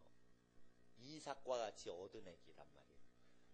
자녀가 없는데 애기가 생겼죠? 그러면 이거 하늘나라에서 주신 애기다 이거예요. 선지자가 예언을 해서 낳죠? 그게 진짜 복된 애기예요. 근데 이렇게 초자연적으로 태어난 아기라도요, 자기 아버지한테 내 머리야 내 머리야 반말 퍽 하면서 막 이렇게 닉네임을 부릅니다. 자 보세요. 19절 애가 뭘 알고 있어요? 별 말을 친구들이 하면 막 따라하는 거지. 옆에 동네 애들이 그런 말을 했을 거예요. 네? 그러니까 배우니까 사람의 계명을, 이웃 콜리게들의 계명을 배우니까 막말을 하는 거죠. 그러니까 그 아비에게 이르되 내 머리야 하는지라. 그 아비가 사환에게 명하여 그 어미에게로 데려가라 하며 20절 곧 어미에게로 데려갔더니 나까지 어미의 무릎에 앉았다가 죽은지라. 그죠? 사람이 객사하는 이유 왜 그래요? 운명을 주관하시는 하나님이 반드시 죽으리라. 이렇게 한 반드시가 들어가면은 죽음의 영이 따라다닌다는 걸 반드시 아셔야 돼요. 모세 율법에 죽으리라가 아니라 반드시 무조건적으로 죽으리라, 이런 반드시 죽으리라는 게 많이는 없어요. 근데 거기에 몇 군데가 있어요.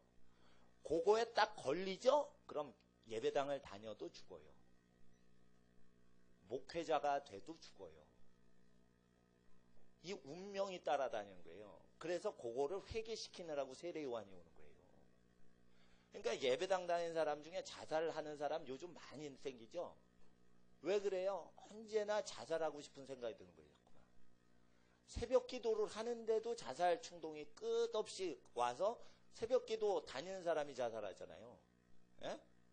새벽 기도 다닌다는 것은 굉장히 어려운 일이 있는 사람이 많이 다니는 거예요, 여러분. 아시겠어요? 오, 나는 너무 행복합니다. 너무 행복합니다. 주여, 감사합니다. 이런 사람이 새벽 기도 와서, 으악! 이러면서 막 비명 지르면서 막 기도하고, 이런 무지무지 힘든 상황이란 말이에요. 새벽 기도하는데도 자살하는 사람이 막 나타난다니까. 그래서 목사님들 세계에서 만나면 교회 다니는데 어떻게 그 사람이, 그 인간이 자살하지? 쇼크를 받는단 말이에요. 쇼크를 받는단 말이에요.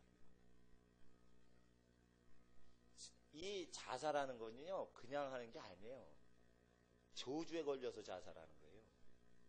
저주는 어떻게 와요? 신약에서 오는 게 아니에요. 구약에서 오는 거예요. 근데 신약 성경인 예수님의 설교는 믿지 않고 신앙 고백만 하고 예수 믿는 걸로 자기가 착각하고 앉는 거예요.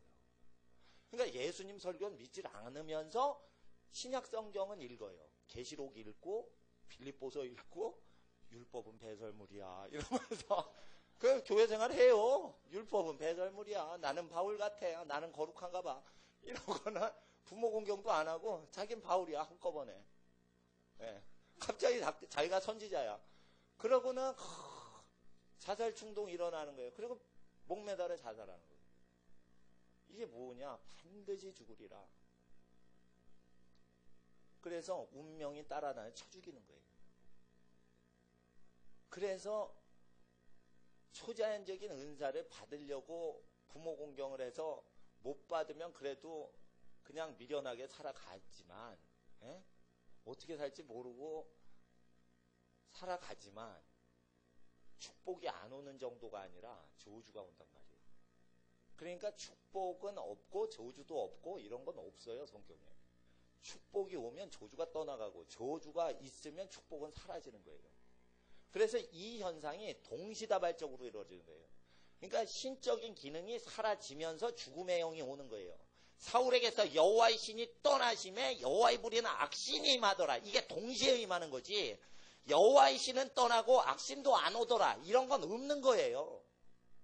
부모 공경을 게을리하면 그렇다 이거예요. 그래서 이거는 경제적 측면까지도 연관이 되는데 이거는 영적인 계시의 이 납땜질이 안 되게끔 돼 있어요.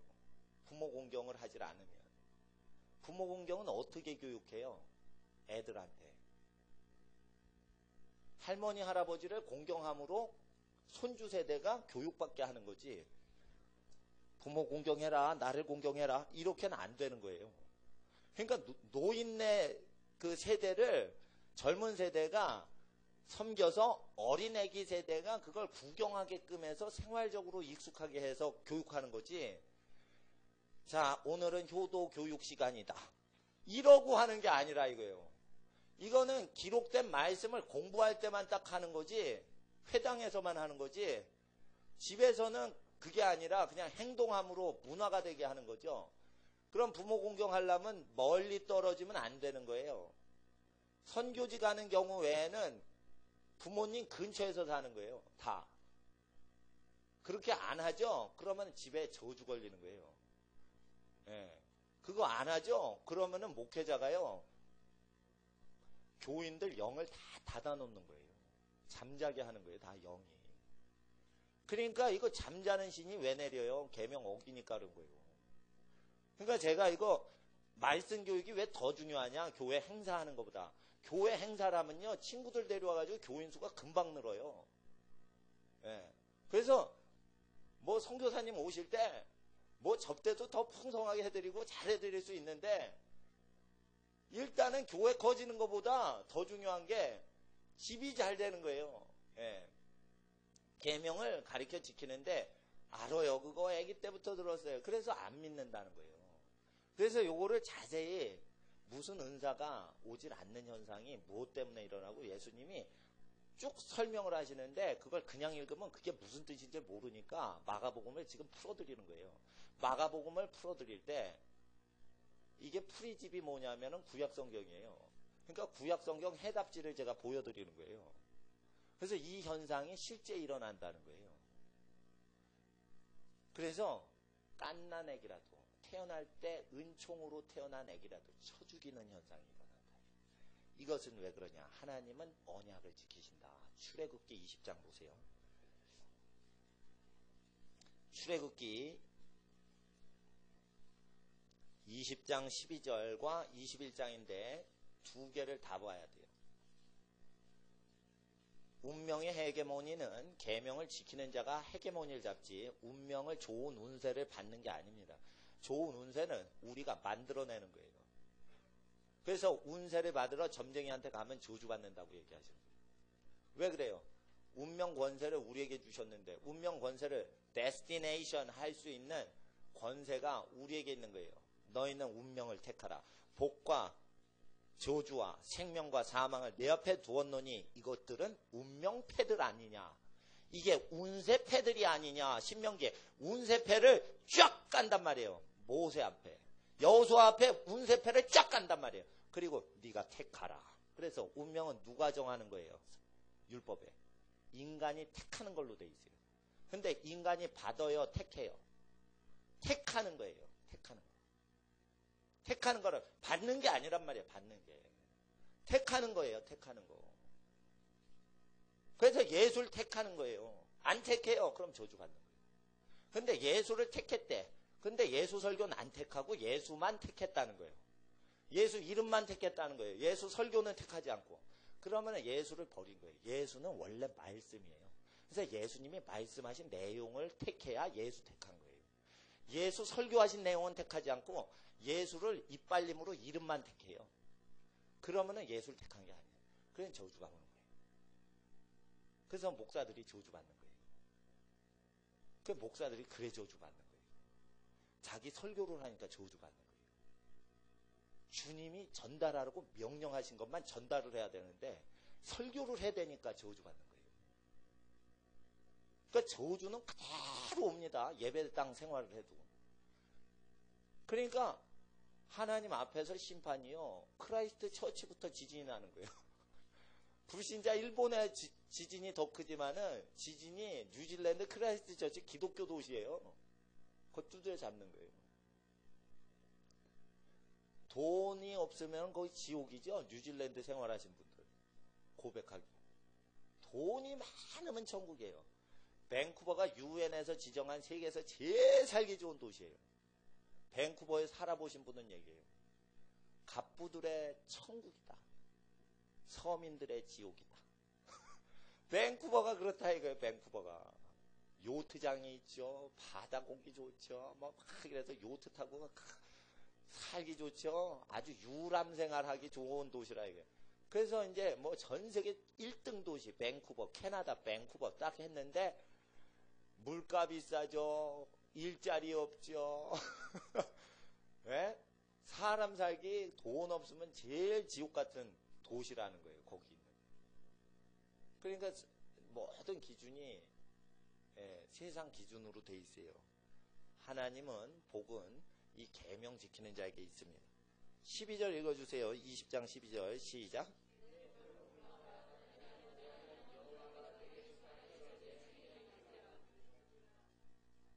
오래 사는 거예요. 부모 공경을 하면. 그래서 일이 잘 되고 범사가 잘 되고 장수예요. 해, 연수, 사는 해가 수십 년, 뭐 100년이 넘고 막 이래요. 그렇게 복을 주시는데 이것을 안 지키면 21장 17절이에요. 21장 17절. 21장 17절 시작. 16절에는 사람을 후린 자 반드시 죽여라. 유괴범을 얘기해요. 그럼 아셔야 돼요. 유괴를 한 길 지나다니는 어린 아기들을 유괴해서 협박 전화하는 것들은 경찰이 안 잡아도요. 반드시 하나님이 쳐 죽여요. 요즘도. 지나가는 트럭이요. 뭉개버리든지 하여튼 반드시 유괴범은 쳐 죽여요. 종교가 타락했어요. 교회가 타락했어요. 그래도 하나님이 나타나 재앙으로 쳐 죽여요. 유괴범도. 이거를 우연히 죽었다 이래요. 다 사고로 죽었다 이래요. 예수님 말씀하시잖아요. 갈릴리 망대 무너져서 사람 죽은 거 너희도 회개치 않으면 그와 같이 죽으리라. 사고로 죽었다고 그러죠? 아니에요. 그게 죄가 쌓여서 죽은 거예요. 사고란 없다 이래요. 사고란 없다 이래요. 그러니까 저주가 쌓여서 죽는 거예요. 그러니까 아셔야 돼요. 이 죄가 많으면 사람이 이 두려움에 떨어서 보험 상품을 사요. 그래서 불안하면 보험이 잘 팔리는 거예요. 그럴 때 저는 보험을 안 사요. 이 말씀이 보험이지 뭐.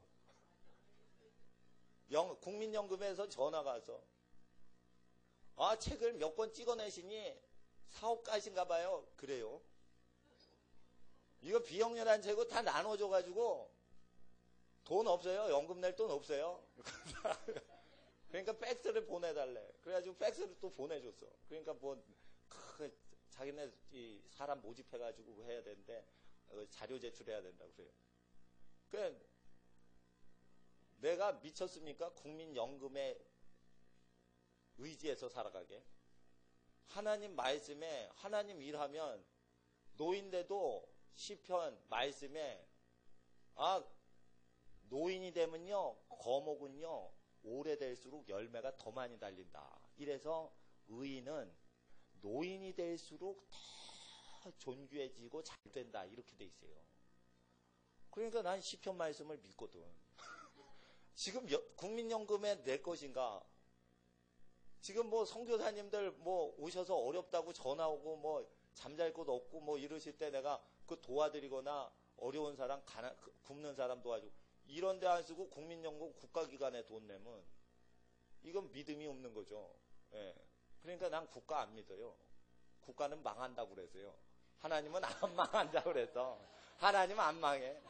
그래서 여러분 국민연금 내시면요 국가를 먹여 살려주시려고 내주시는 거예요. 여러분 국민연금이 여러분을 지켜주지 못합니다. 80만 원 번다 이러면서 오늘도 라디오 방송에서 교회 오는데 아침에 그게 나오더라고요. 국민연금 들으세요 이러면서 캠페인을 하죠. 40년 후에 여러분이 90대 노인이 되면 80만 원은 요즘 8만 원이 됩니다. 아니면은 3만 원쯤으로 떨어질지 몰라요. 물가는 오르게 돼 있는 거예요. 경제사를 공부하면 물가는 지속적으로 올랐다고 돼 있어요. 스톱이 된 적이 없어요. 한 번도. 그럼 40년 후에 80만 원 받죠? 그럼 요즘은 3만 원 받는 거예요. 5만 원, 8만 원 이 정도 받는 거예요. 그러니까 그런 거 의지하시면 안 된다니까. 그러니까 그거 받으셔도 되는데 그거 의지하면서 그거를 살아가시면 안 되고 의지 안 하고 불쌍한 사람 도와준다 이러고 내실 수는 있다 이거예요. 여러분. 그냥 내건 안 내건 하나님이 여러분의 기업이 되시는 겁니다. 그리고 하나님은 가정을 기업으로 먹고 살라고 주신 거예요. 집안이 잘 돼서 먹고 살아야지 연금관리공단에서 의지해서 먹고 살면 집안이 전체가 거지꼴 나는 거예요. 그래서 집이 잘 되고 부유해지려고 부모 공경하는 거예요. 부모 공경하면은 어린 세대가 돈 벌어가지고 집안으로 갖고 들어오죠. 그러니까 어떻게 해요? 자본금이 집안에 축적이 되죠. 그러니까 자본이 형성되죠. 경제활동의 3요소가 토지, 노동력, 자본, 세 개가 결합돼야 돼요. 사람들은 돈 벌러 가요. 그러니까 가난해져요. 하나님은 돈 대신 가정을 세우라. 가정 안에는 돈도 있고 자본력도 있고 토지도 있고 인력도 있어요. 그걸 다 만들어내는 게 가정이란 말이에요. 그래서 돈 벌어서 경제활동 되지 않죠. 돈을 버는 것 자체가 사람을 부유하게 못해요. 돈을 벌러 나가면 탕진하고 돌아온다고 돼 있어요. 그러니까 돈 따라가면 항상 가난해져요. 돈이 휴지 조각이 되는 현상을 인플레이션이라 해요. 인플레이션보다 임금을 더 주는 기업은 전 세계에 한 기업체도 없어요. 인플레이션 속도보다 느리게 봉급을 올려줘요. 그럼 수학적으로 무조건 취직하면 가난해지는 거예요. 젊었을 때 사회 경험상 아르바이트하고 취직하는 거지. 노년에는 취직하는 게 아니에요. 자기 집안의 돈으로 먹고 사는 거예요. 그래서 부모님 일하시는 걸 키워서 돌아가시더라도 후손이 잘 살게 그걸 키워야 되지. 취직하는 것을 죽을 때까지 하시면 안 되는 거예요. 그러려면 자기 기업을 세워 죽을 때까지 그 일을 섬기세요. 그러지 않고는 자녀들에게 하나님의 유업을 나누어 줄 수 없습니다. 이 시작은 땅에서 잘 되고 오래 사는 것은 부모 공경을 통해서 이루어지는데 6절엔 유괴범을 얘기하는데 반드시 죽여라. 그리고 17절에 읽어주세요. 17절 시작. 이건 뭐냐면 인간이 죽이지 않아도 국가가 죽이지 않아도 하나님은 따라다니면서 죽이신다. 하나님이 따라다니면서 죽이실 때 무슨 느낌이 있냐면 공포라는 것이 나와요. 그래서 이제 공포라는 영이 따라다니는 사람이 제작을 하면은 그 영화를 보면 쇼크를 받으면서 귀신이 들어가죠. 그래서 공포 영화는 이제 주로 어떤 사람들이 제작을 하는 거냐면 이게 저는 이제 문화 매체를 딱 보면 그거 만든 사람 영을 알아낸단 말이에요. 근데 공포 영화는 어떻게 만드는 거냐면 반드시 사람을 죽이는 하나님의 저주가 따라다니는 사람이 평소에 이걸 기운을 느껴요. 그러다가 궁리를 하고 꿈을 꾸고 그러면 다 그런 내용으로 꿈을 거예요. 그리고 영화를 시청하더라도 죽이는 영화를 보고 피 흘려야지 뭔가 감동이 되는 것은 죽음의 영이 몸뚱아리 속에 들어와 있어서 그런 거예요. 그래서 죽음의 영을 신내림 받는 사람은 반드시 이런 짓을 해야지 죽음의 영이 신내려요. 그래서 이제 귀신 들리는 거예요. 무당은 아니지만 무당과 같이 몸속에 귀신, 사람 죽이는 영이 들어와요. 그때 그 사람이 사람 죽이는 피 흘리는 영화를 만들면 거기에는 그 제작자가 반드시 귀신 들려 있는 상태에서만 그게 성공을 해요. 그래서 귀신 영화나 공포 영화는 아무나 제작 의뢰를 안 해요. 그거를 할 때 아주 쇼크를 주는 기운이 발상이 되는 제작자나 감독을 특별 초빙해서 만들어요. 신인 감독이 만들어도요, 그걸 많이 만들어 놓은 오래된 공포영화 전문 제작자의 멘토링을 받으면서 신인 감독이 만드는 거예요. 그거는 귀신 기운을 받아내서 전달하는 거기 때문에 그래서 귀신 들리는 현상이 많죠. 70년대 엑소시스트라는 영화 제작자는 사탄교 숭배자가 실제 제작한 영화예요. 나이 드신 중년분들은 어려서 그 영화 할 때 그거 유명했던 영화죠. 다른 것들은 전부 아류작이고 그거부터 시작해가지고 아주 공포 영화가 돈을 많이 벌어요. 죽음의 영을 많이 받게 하는 거예요. 그래서 엑소시스트 영화 상영될 때 귀신 들리는 기독교인들이 많아서 그 당시 70년대에 프랭크 해먼 같은 축기 유명한 능력사이사가 그때 등장을 해요. 프랭크 해먼 목사님 같은 경우에는 교회 다니는 사람 중에 귀신 들린 자를 축기를 해죠. 주로. 예. 그러니까 그 시대에 그렇게 귀신이 많이 들리기 때문에 그때 히피 운동이 일어나고 계속 부모를 거역하는 운동이 일어나죠. 제임스 딘 영화를 보면은 이 거역의 영, 죽음의 영이 있는 사람이라 그 감동을 사람들이 받는 거예요. 이유 없는 반항에서 자기 아버지 멱살을 잡죠. 네? 자기 아버지 멱살을 잡죠. 그럴 때 그 아버지 배역이 겁에 질린 듯이 나오죠. 그럴 때 많은 청소년이 자기 아버지 멱살 잡는 제임스 딘 보고 열광을 하고 미치죠. 저주받아 죽는 거예요. 그 배역. 반드시 저주받아 죽는 거예요. 자이언트라는 영화 있어요. 종이 상전을 순종하라 이랬는데 어떻게 해요? 상전을 후드러 까죠. 그럴 때 제임스 딘이 주역도 아닌데 막판에 등장해가지고 조연 비슷한데 주역 인기를 얻어내는데 그게 왜 그러냐면 원래는 주연 배우가 아니에요. 그 역이. 근데 하도 조연이 특이하게 하니까 그게 주연 비슷하게 나오잖아요. 그거 뭐냐면은 자기 고용주를 주먹으로 때리고 고용주보다 부자가 돼서 보복하는 영화예요. 그러니까 권위를 반역하는 영화예요. 에덴의 동쪽이 또 있어요. 참 영화 시사회도 아니고. 에덴의 동쪽 그 영화에 보면 그 제임스 딘이 이름이 가인이에요. 케인으로 나와요. 그 제임스 딘의 형 이름이 아벨이에요. 카인이 주인공이에요. 카인이 오르고 아벨은 틀리고 아버지 이름이 거기 보면 아담으로 나와요. 그리고 어머니는 술집 여자야. 이렇게 돼서 성경 모독하는 영화예요. 그게. 그 뭐 형의 애인 뺏고 뭐 약간 그런 느낌도 약간 들어가고 그런단 말이에요. 그러니까 이제 히피 운동하는 애들이 미치고 발작 뛰는 거죠. 그냥. 그래서 전부 3편 영화 찍고 죽어버렸는데 3편 전부 리벨리언의 영이 발견됩니다. 이렇게 보고. 그래서 그거 영화 보면 무조건 부모 거역합니다. 그럼 바로 귀신 들립니다. 그러면 그 히트 칠 때 주로 미국에서 히트 치는 사역은 귀신 쫓는 사역. 바로 아셔야 돼요. 어떤 문화로 사람 망가뜨리면 그걸 해결하는 능력이 나타나면 그 기독교 운동 중에 히트 치는 운동이 나타난다. 그러니까 1970년대가 주로 귀신 쫓는 사역이 강력히 나타나야 되는 것은 할리우드 문화가 귀신 들리게 하는 문화가 강력히 들어오기 때문에.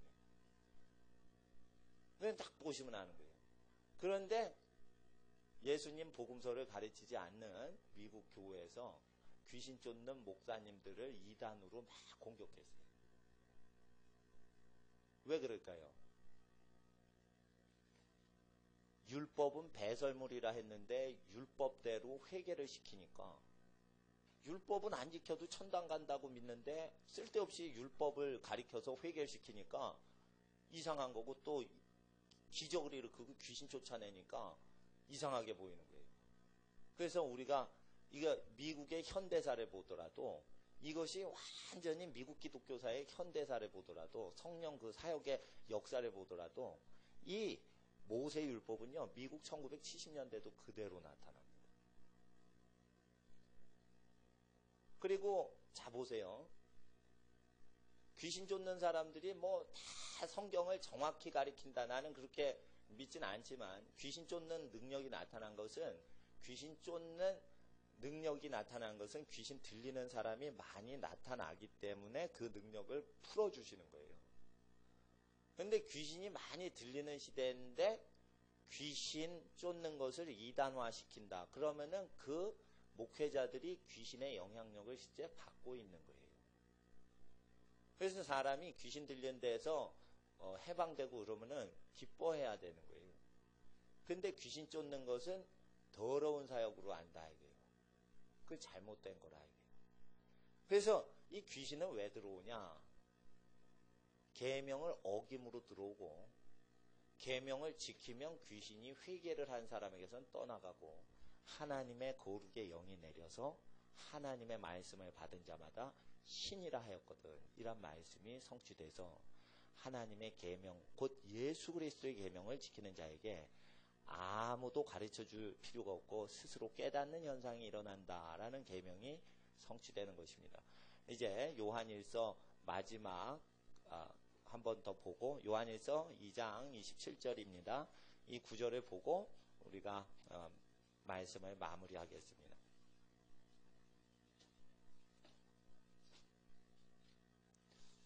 요한일서 2장 27절을 읽어주세요. 시작.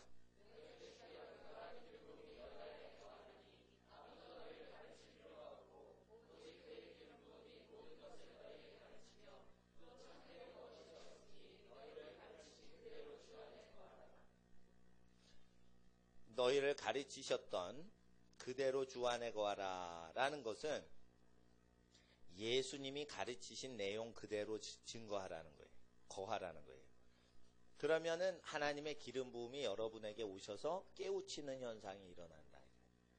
그래서 예수의 가르치심인 마가복음을 그대로 가르쳐 지키게 해서 하나님의 성령님이 깨우치신 현상이 일어나서 지혜로운 세대를 일으키며 아인슈타인 세대보다 더 탁월한 세대들이 일어나게끔 하십니다.